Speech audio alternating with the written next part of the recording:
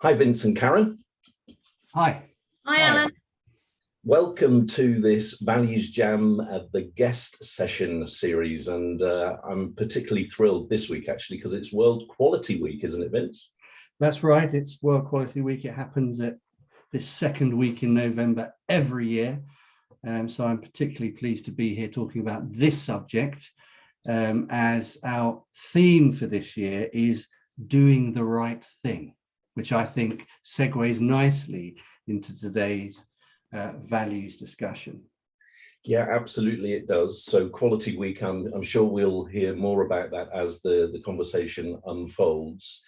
Before we get into the Values Jam, though, perhaps I could just ask you to introduce yourselves. So Karen, why don't you go first? Okay, hi everybody, KarenLeftley. I'm president of the British Quality Foundation, which, as some of you will know, is the home of UK excellence. And we are coming up to celebrating 30 years of being that home of UK excellence this next year. So that's one of the hats I wear. I also run my own little business called Boomster Consulting, which specializes in helping people make brilliant change happen as part of everyday life. So that's me. And good morning to you both. Thanks, Karen. And Vince? Yeah, morning, Karen. I'm the chief executive of the Chartered Quality Institute, which is the UK's professional body for people involved in quality management, improvement, and all things connected with that. We've got 19,000 individual members that we're mostly focused on in about 100 countries. I think, Karen, you were probably at our anniversary, which was a couple of years ago, yes, when we celebrated our 100 years of fun activity. I see what you did there, Vince. That wasn't meant to be what happened. So let's start the Values Jam. I've got the Values Jam card deck here. And not by coincidence, the top card today is excellence, because that's what we're going to be talking about. The card game is really based on the concept of a music jam, so we've really no idea what's going to happen, and there's not much in the way of structure to begin with. We're just going to see what happens. And so let me ask you the first question to kick things off, and we'll see where we go. Either of you to respond. This isn't directed at one or the other, whoever wishes to go first, and then we'll see what happens. So what does excellence mean? And what does it look, feel, and sound like? Okay, do you want to go first, Vince? Well, I shall let the excellence body go first. So I think for me, excellence is a very sort of personal thing, and it means something different to different people. And I think I've learned that over this last sort of 3 years of stepping into the role of president at BQF. We've been through a huge transformation, as you both know, since COVID. And what became very, very apparent to me early days is that actually people have lots of different definitions of excellence, and it's made up of an awful lot of different topics. And I think that the thing that I've learned is that you have to go to keep this whole kind of topic of excellence and improvement and quality alive and kicking, and almost like to keep it so that it's fit for the next generation of professionals that want to leverage it like we've all done throughout our careers. I think it's really, really important that it flows and it develops with what people feel it represents. And to give it sort of a real life example of that is that we have over this last 3 years introduced quite a number of different angles to excellence, because our members were saying actually excellence to us in the workplace is not just about improving our processes. It's actually about the way that we interact with our people. It's the way in which we recruit, the way that which we formulate our company, that we do it with equality, and that we focus on diversity, and that we focus on inclusion, and it has to represent that there's something for everybody. And I think likewise, there's definitely topics around sustainability now that people are saying, an excellence agenda without the ability to be to kind of be recognized or to learn more about how we can be more sustainable, and that kind of thing has become very apparent. So for me, excellence is whatever people that are involved in the topic think it means to them. And I think as a group of professionals that help people come together to learn, share, grow, develop, I think it's our responsibility to make sure that we listen, and that we evolve almost like our entities in a way that helps people to feel that excellence is represented for the things that they're passionate, they care about, and that are important to them. And so which bits of that resonate with you, Vince? And is there anything that Karen's not mentioned that you'd add into the mix? Well, I would agree with Karen on the what, what is an excellent organization, and the scope of that what, in terms of what society and customers expect from an organization that has and is expanding rapidly, both in terms of the sort of societal sustainability aspects, but also perhaps in how digital is done, and how customers and stakeholders derive value and excellence from an organization. I think the digital agenda has got a lot to offer and a lot to go wrong if we don't do it correctly. So I'd agree totally with Karen on the what's. The hows, we probably don't need to talk about the hows in this community, because you guys have been championing business excellence models. So I think that the how piece is interesting, because it is developing and morphing in response to the what's. I think there is a debate to be had on the why, and I think that's especially important given the external environment, and the fact that if you look at, for example, the UK's industrial strategy, it wrings its hands over all of these topics, but particularly over productivity and competitiveness. And in this world where we have, as the investment analysts call it, headwinds, and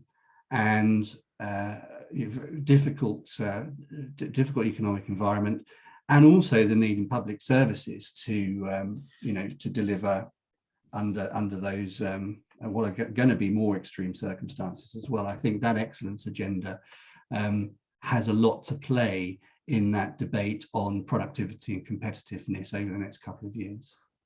And listening to what you're both saying there, I'm thinking of something that Karen touched on around how excellence makes you feel, because sometimes there's a tendency to go down a more technical position of what excellence is about.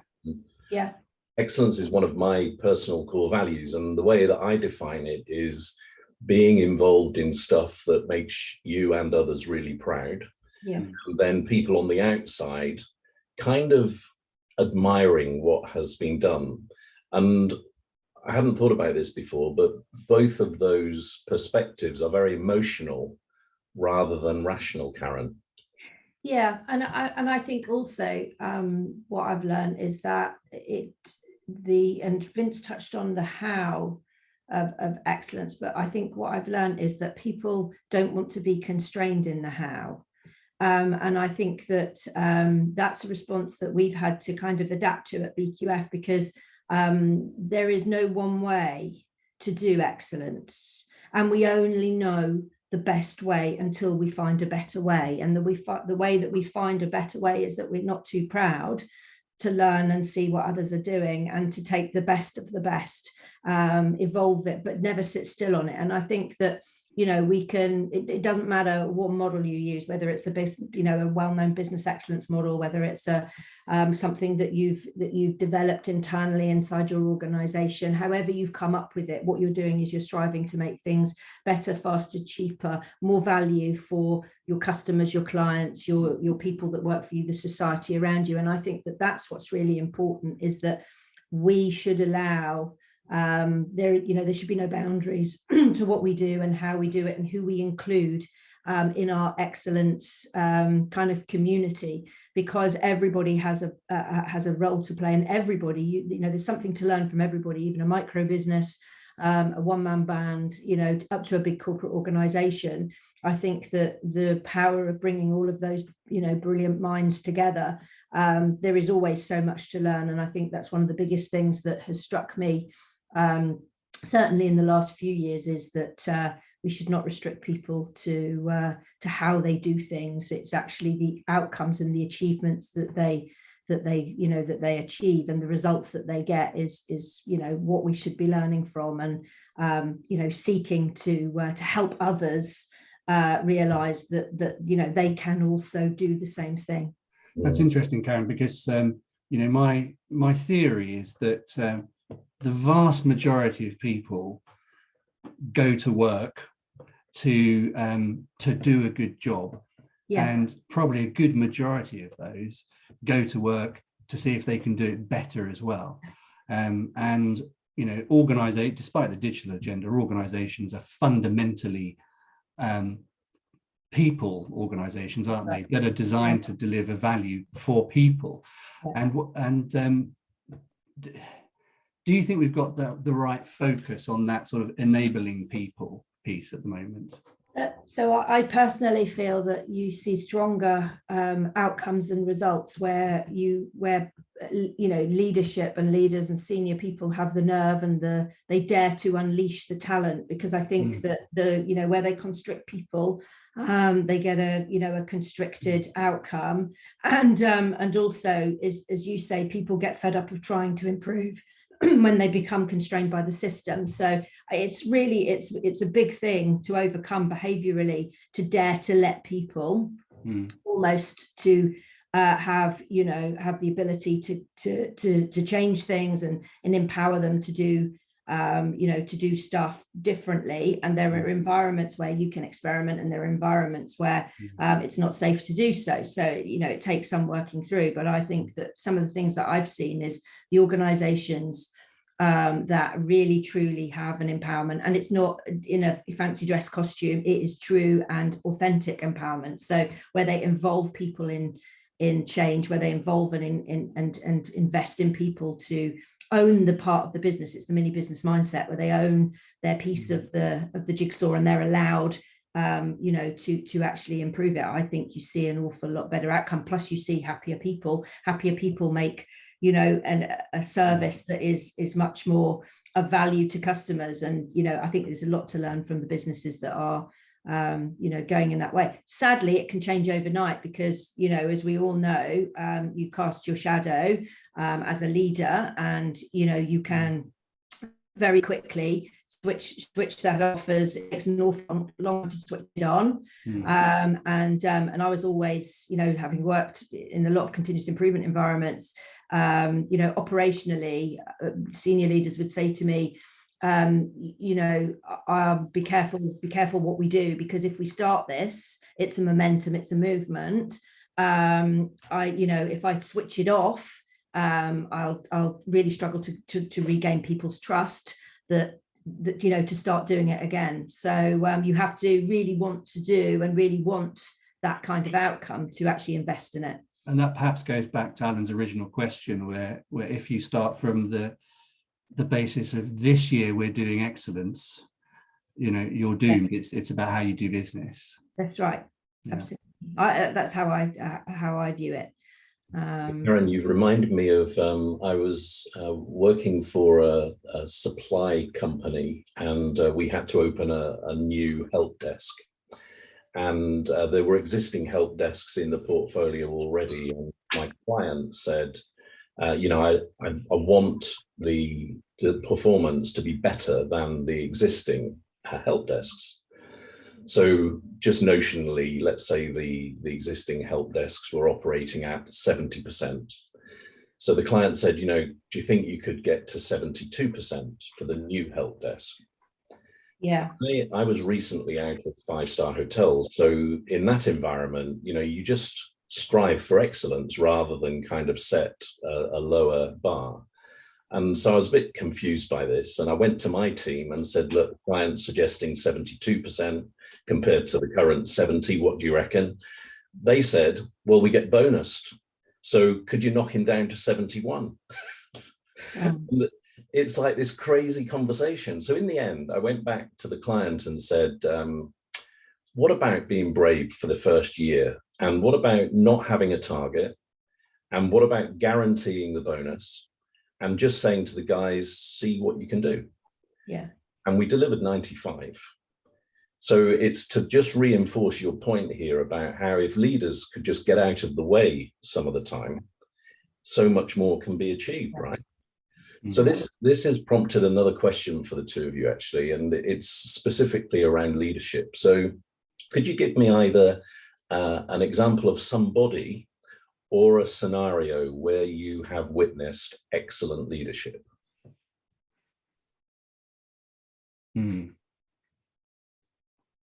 So I'll go. I mean, I can't give you, I wouldn't say I could just give you a definitive name, but I think having worked with an awful lot of senior leaders in my time, in terms of, you know, helping them along a continuous improvement journey, I'm just going to reiterate kind of a little bit what I've said before, is that the leaders that get the best results out of people and have the organizations that people want to work in, and the organizations that outstrip and outperform, everything that they go for, is leaders that give that autonomy and that empowerment. They truly understand their business.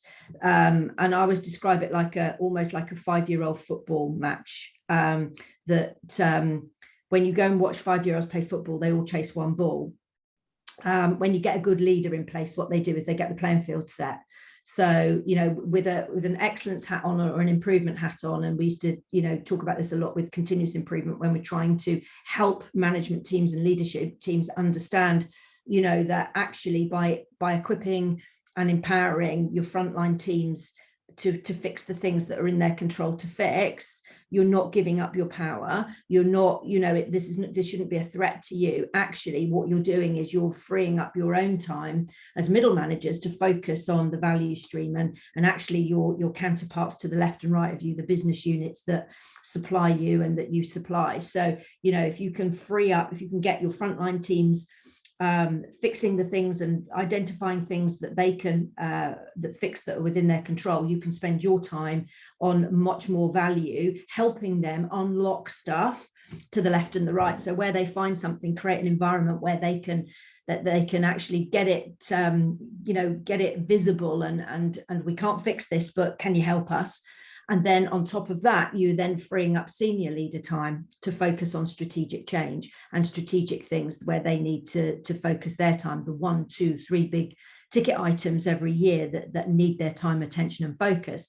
And if you don't do that, what you find is that everybody is chasing the ball, everybody's chasing all of the stuff that you know is within the control of others to fix. So I think that for me, where I look at a business and help a business to think about the playing in position and getting everybody playing and getting those people comfortable with that empowerment and comfortable with the behavior that has to go through with it, because it's no good, you know, we always say, you know, to the power of 1, 2, 3, don't just talk about it.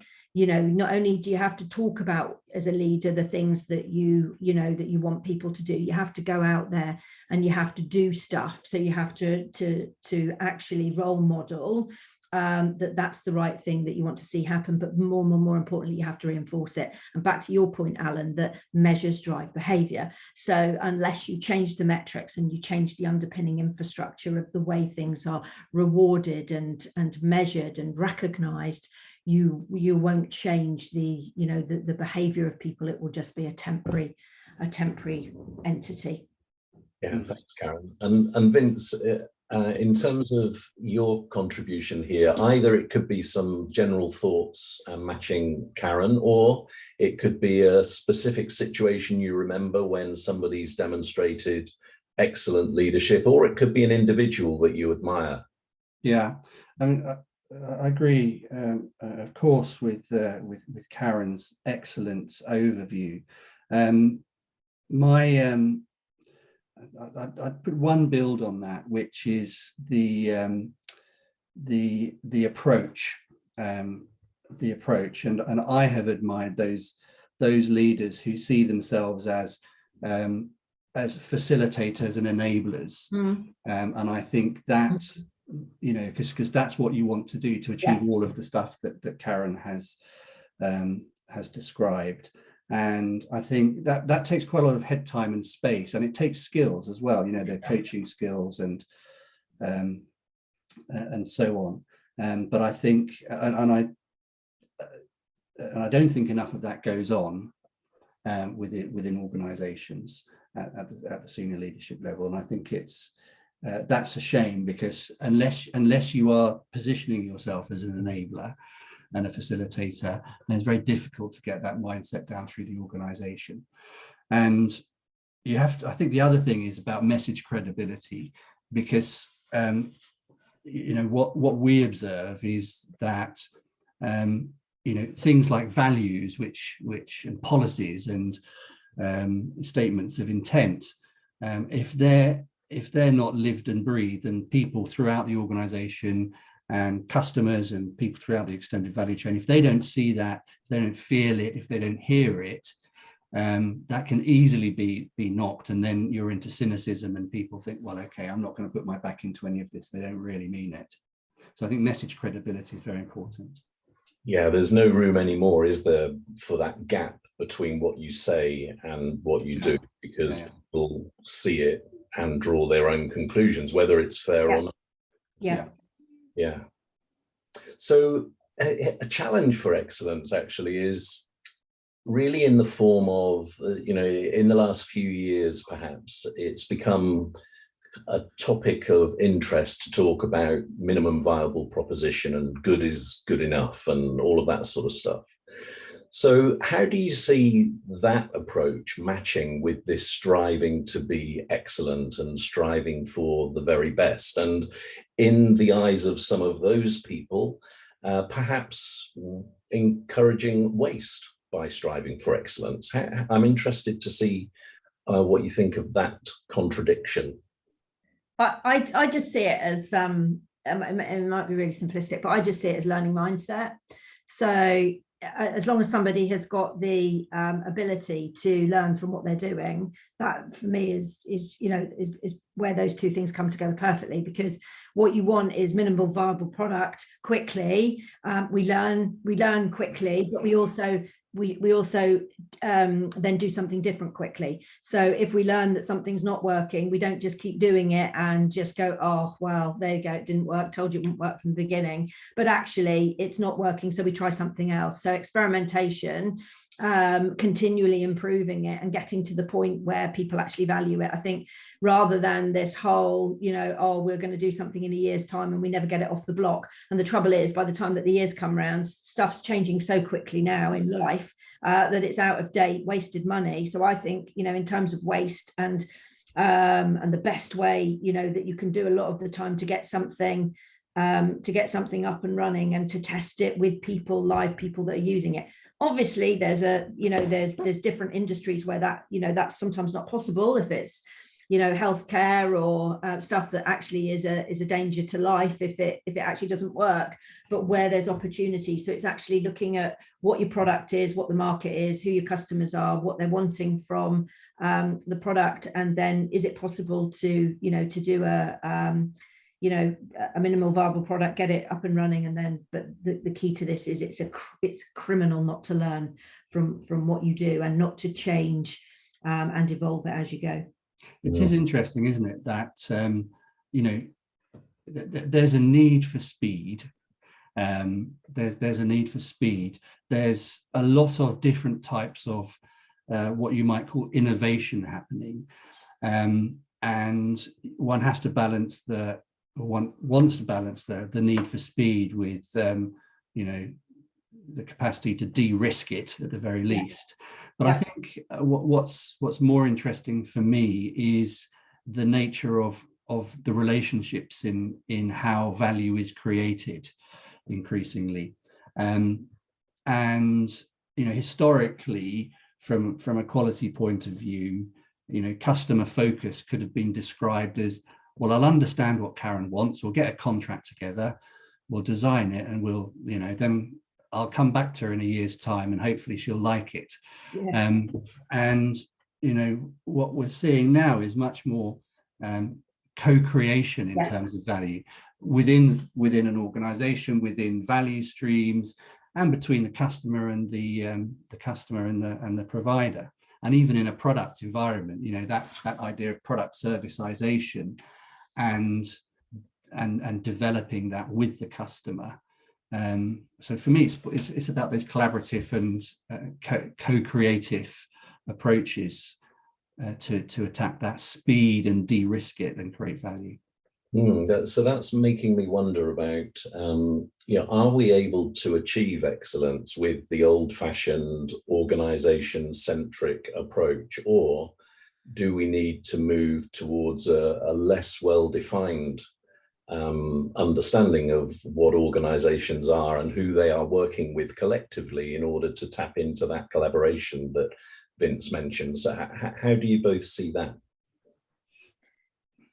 So I think we're learning from, especially, you know, in our member community, Alan, and through the awards process. I think we're seeing both. I think we're seeing organizations that have a very structured and methodical approach to their excellence agenda and their improvement agenda. But I think we're also seeing lots of examples where organizations are moving away from that and having a far more flexible approach to the way in which they're managing their improvement agenda and their strategy around quality and excellence, and the different things that we're doing. So I think that there is no one way, and I think that's why our awards program has moved away from being just purely framework focused to becoming much more about how our members, how the society, you know, defines excellence, and I think that we're having to cater for that now in a way that we've never had to in the past, and I think it will go even further. So I think, you know, we can never sit on our laurels and think that organizations are going to just typically use the tried and tested methodologies and toolkits that they use. I think they're coming up with, you know, new stuff, and you know, our job is to facilitate those organizations to learn from each other and find those, you know, niches of best practice and help the community of professionals to define the next generation of excellence, you know, models and ways of working, you know, and what that turns out to be, whether it's cultural, whether it's digital, whether it's process driven. You know, I think there's pockets of all of it going on at the moment, and I think it's just, for me, becoming more and more apparent that there is no one size fits all. There is no one best way. You know, it's a real eclectic mix of approaches and skill and talent, and you know, real, you know, what we're seeing emerging is something that probably none of us have ever seen before. And that's interesting, Karen, because what you're saying, there's no playbook, is there? There's no playbook for this. No. If there is, maybe you can send me a copy of it. No, there isn't. Maybe we need to think more in terms of principles. Yes, agreed. And this gets back to our sort of values discussion, if you like, closes the loop on that rather neatly, because, you know, the principles for how you think about certain things need to change, and then your sector and your organization and your strategy will define things like structures. But if you think, I mean, in the ISO world, the ISO folks are deciding whether or not to update the ISO 9001 standard. And if you think about that from a principles point of view, you've got ISO principles such as customer focus. Now, what does that mean in this collaborative or co-creation environment? Should we be flexing those principles to deconstrain how organizations and people think about customer? There's another principle that springs to mind, which is employee involvement, which sounds a bit, head teacherish, doesn't it? I'm going to involve you. Should we be thinking about a collaboration rather than, collaboration driving how value is created? And then if you think about those traditional principles or established principles we've had and what it means in this faster, digital, sustainable world, maybe starting from that principles point of view will help organizations, reconstruct how they approach delivering value. Yeah.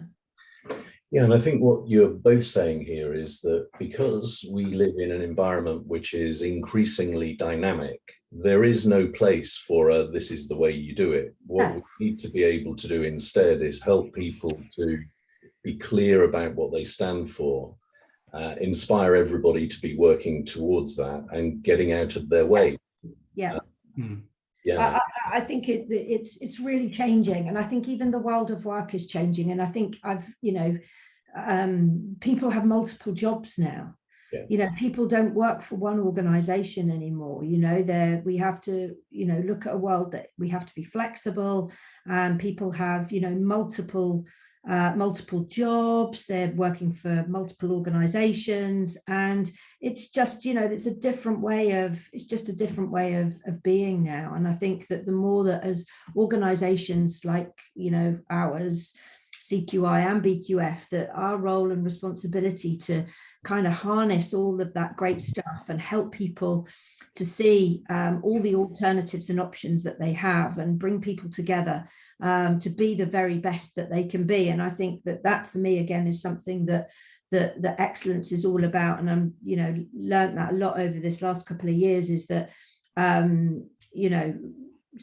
people's opportunity and people's abilities are all different. It doesn't mean that one is better than the other, but we should be encouraging everybody, every organization, to just be the best that they can be, and to continually want to improve that level and that standard.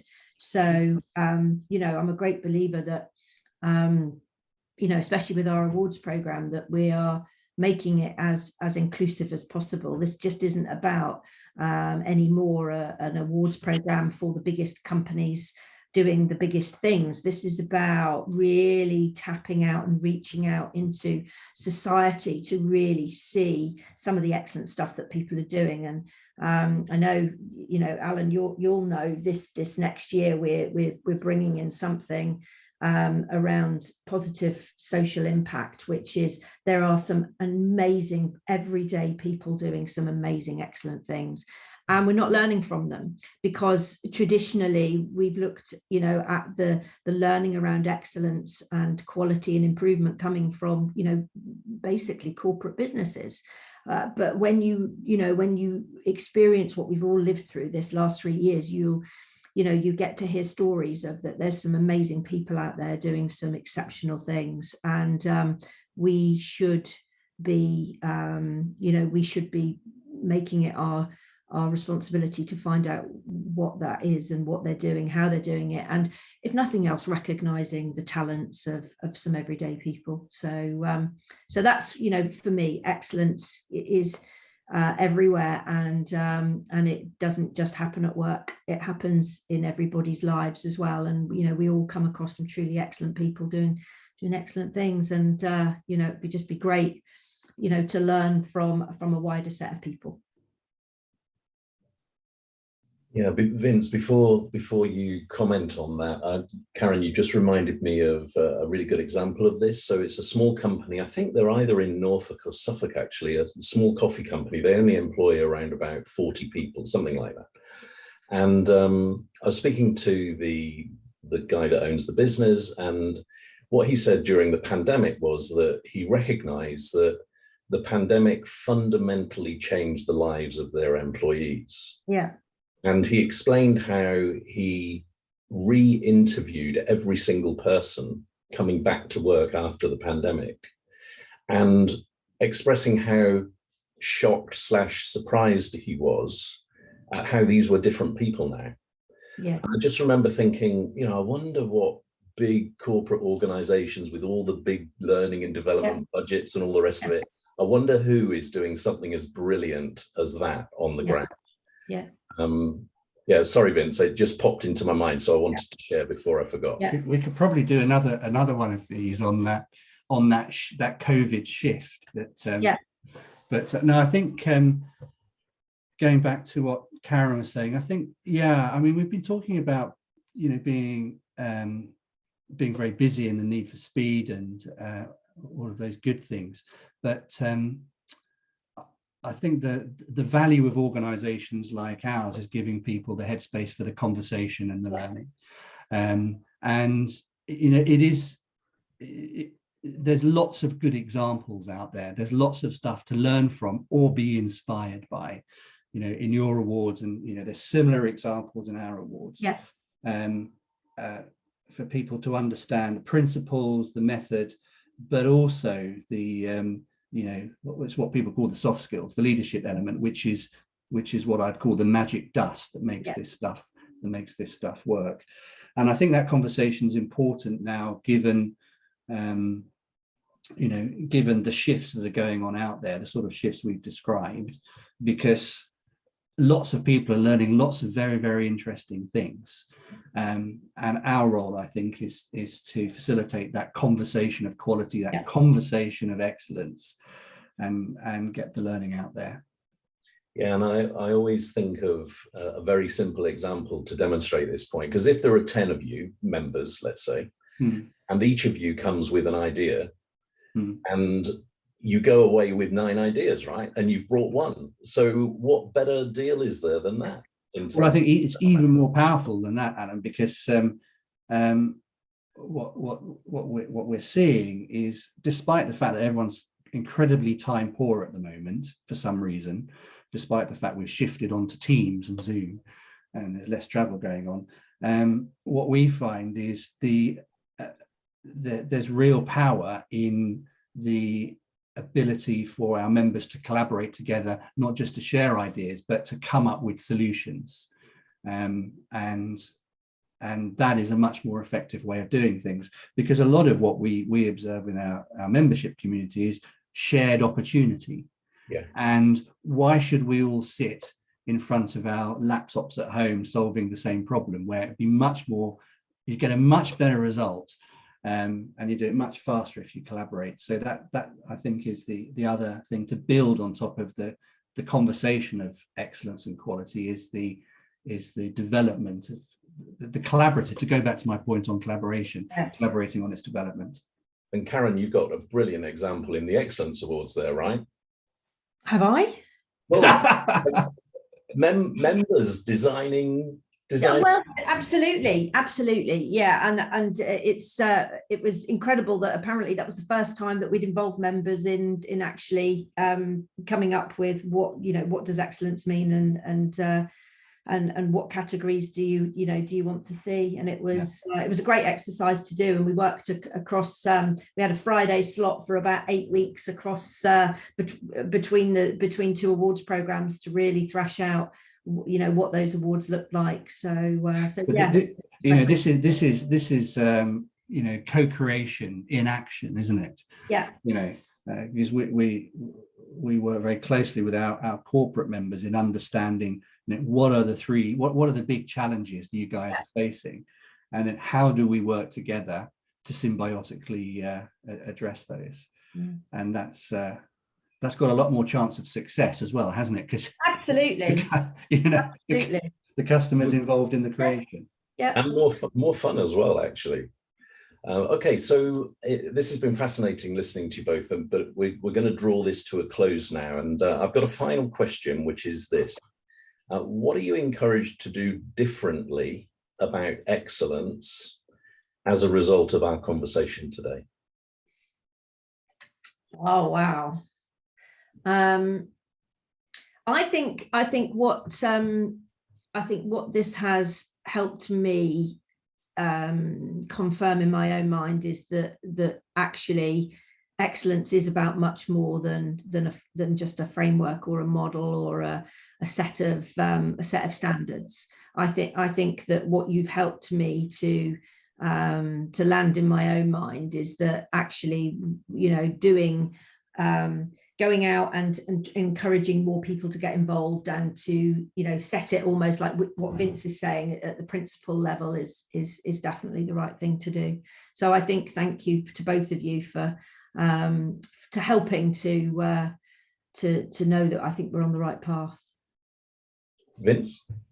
Well, I suppose one thing that must come out of this, because the CQI and the BQF, we've both been ploughing out fairly individual furrows since COVID, really.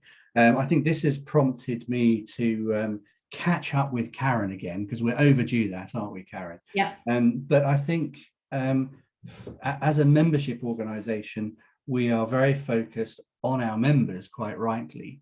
But there's a whole big wide world out there of other organisations that we could be co-creating value with. And the question in my mind is, who are they? And maybe that's what we can talk about, Karen. Yeah, good point.